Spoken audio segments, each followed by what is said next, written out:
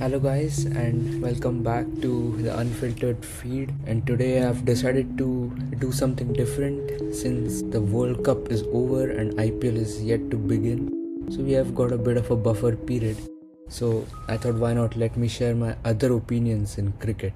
So today I'm going to be talking about what I feel are some of the harsh truths in cricket, which as much you try to deny them, but they still exist. So I've got three. If this series goes well, maybe we can go further because I'm sure there are a lot more.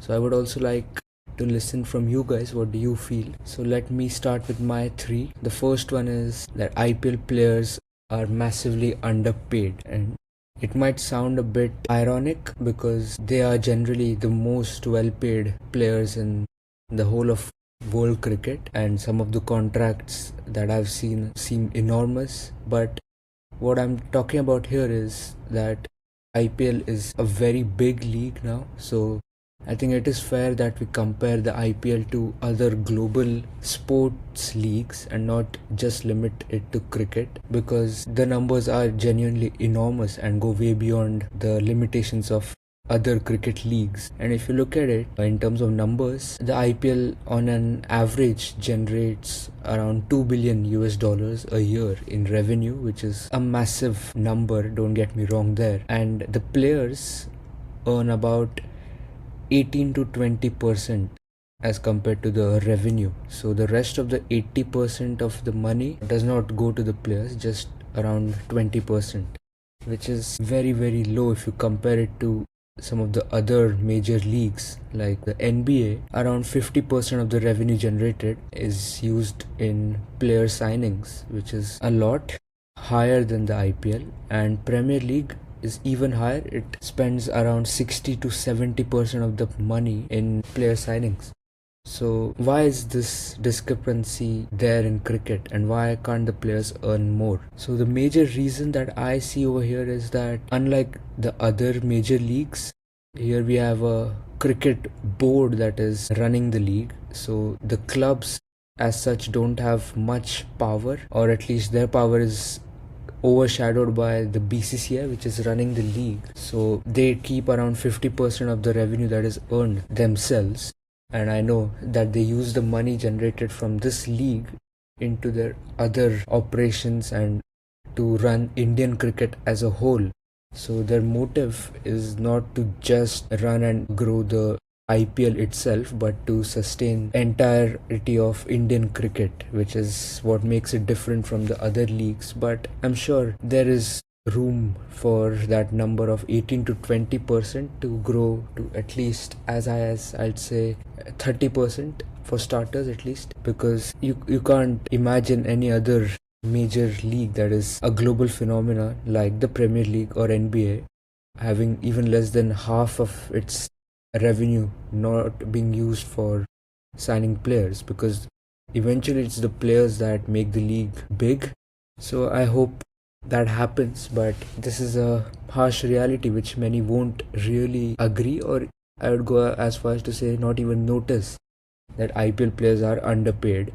Because if you stay in your small bubble of cricket, you would feel that they're grossly overpaid, or at least fairly paid. But I would say it is high time we compare it to the other leagues, and so they do deserve to earn a bit more. So that was my first one. The second one, coming more to the cricket itself, is that Virat Kohli was not an elite test batter. Being a Virat Kohli fan myself, I know it's very sad and disappointing to hear myself say those words, but again, a harsh truth, so you can't really put away from that.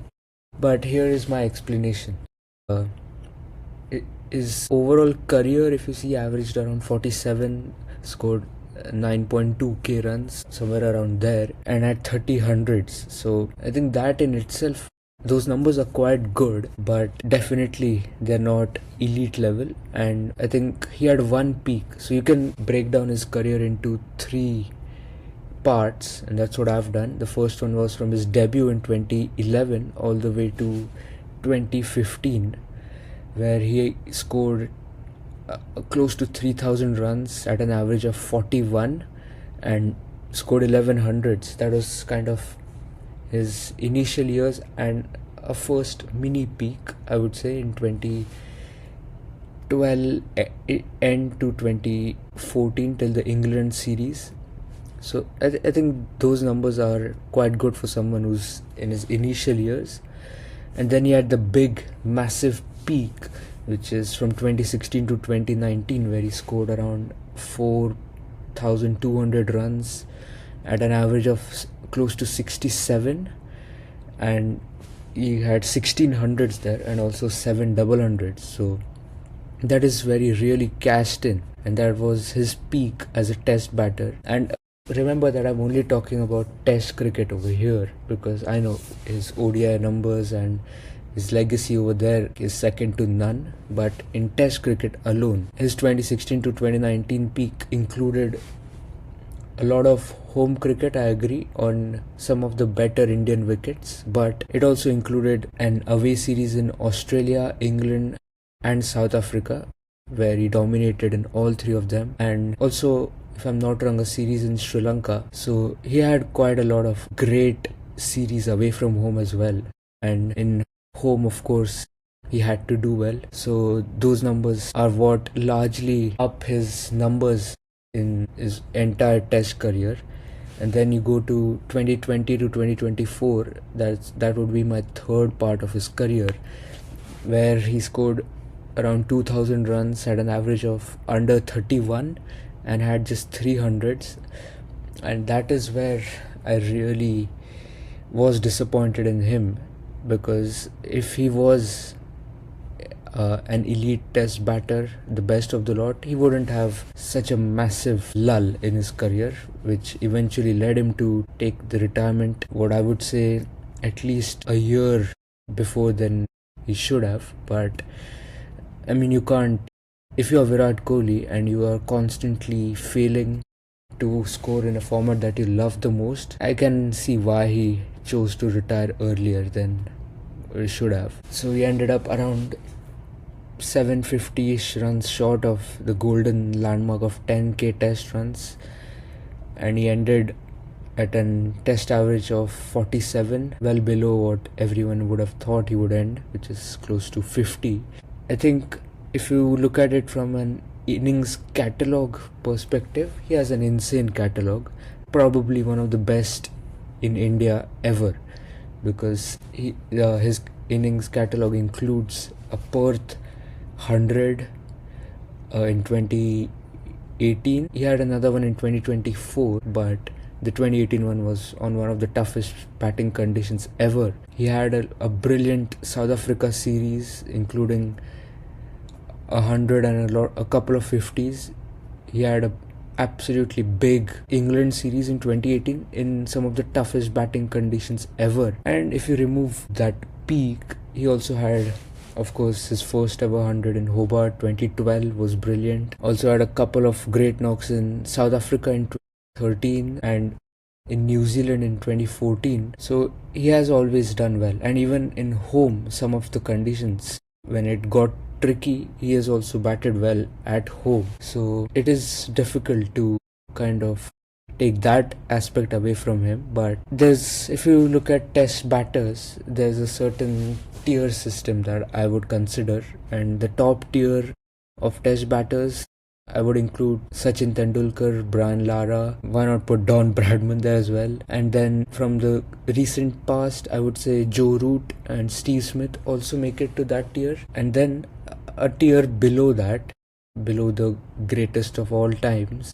you've got players like Ricky Ponting, Jack Callis, maybe I'd put VVS Lakshman there. And I think Virat Kohli fits better into that tier more than the top tier.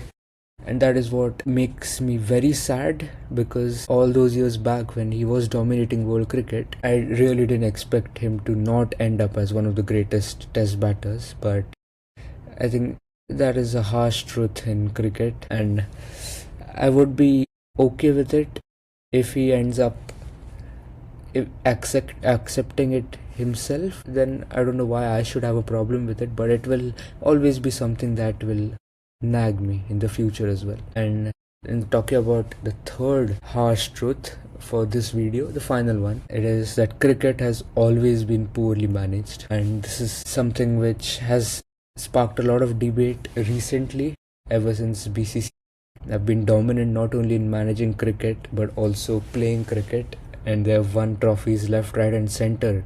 In the last couple of years, you've seen a rise in the number of people who seem to suggest that BCCI are doing a terrible job at running the game.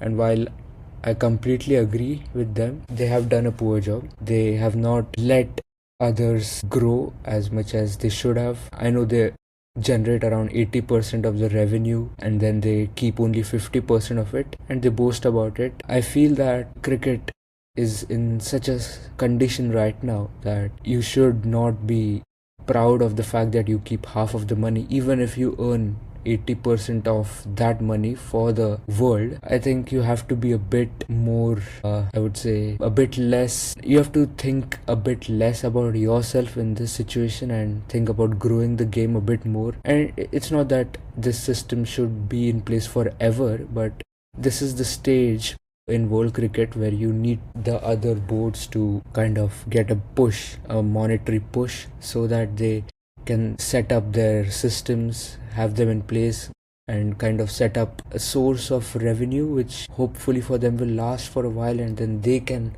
start generating their own revenue so that you can take back whatever you have given. So I think that is something that has to be considered. But my point here was not about the way BCCI is run, but it is that cricket has always been poorly managed. Even before BCCI jumped to the power, everyone knows it was mainly England and in a smaller role, but Australia as well, along with them, who were the global powers in world cricket before India kind of took over with the advent of IPL. So cricket was not ruled any better that time. And you have a lot of examples of that where world cricket has been victim of poor management and kind of discrimination or partiality. So it is nothing new, and those who have been following cricket for a long time or have been well updated with what has happened in the past, they would agree with me here.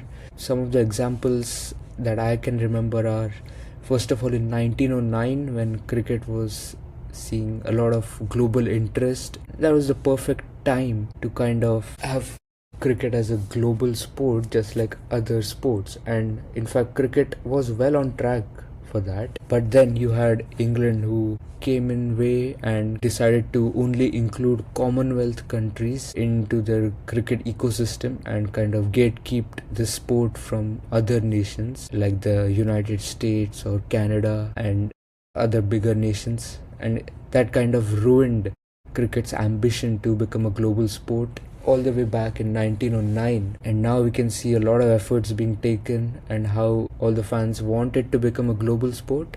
110 years back they had the opportunity and they didn't grab it. They not only missed that train, but they literally threw that train off track, and it's taken over 110 years for someone to kind of think about it again and go back in that direction. Also, until the 1990s, you had England and Australia and their boards having veto power in all the decisions taken by ICC. Whatever decisions were taken, they had the power to overturn or take their own decisions, which is unbelievable. And you also had the World Cups in 1979, 83, both being held in England. 87 as well was well on its way, only that the Asian nations kind of revolted against that and they had to eventually agree, and hence the 87 World Cup was played in India and Pakistan. So that is also a bit of a story. So veto power was a big aspect of England and Australian cricket at that time, and they kind of ruled world cricket. And then you had the advent of IPL in 2007, 2008, and then England kind of realized that India was growing as a cricketing powerhouse and they might have felt a bit insecure about their power in world cricket.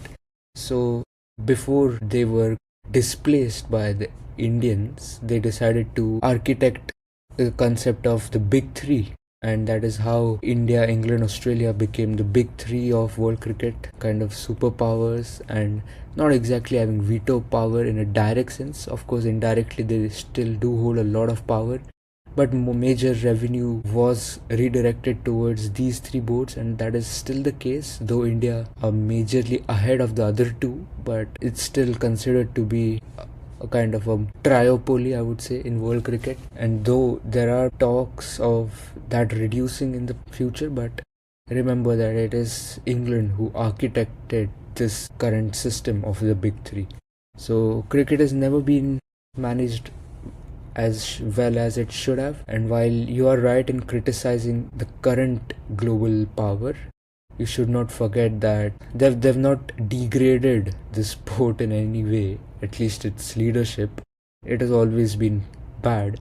And though that in itself is unfortunate, and that is not a excuse for the current powers to continue in that way, but I just felt that that was important to mention here because of the current scenario. So these were my top 3. I hope you enjoyed this and got to learn something new about cricket and got to know a bit of my opinion about a certain Virat Kohli as well.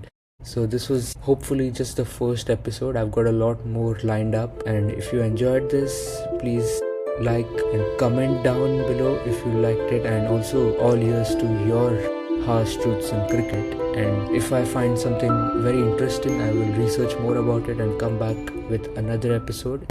Until then, goodbye.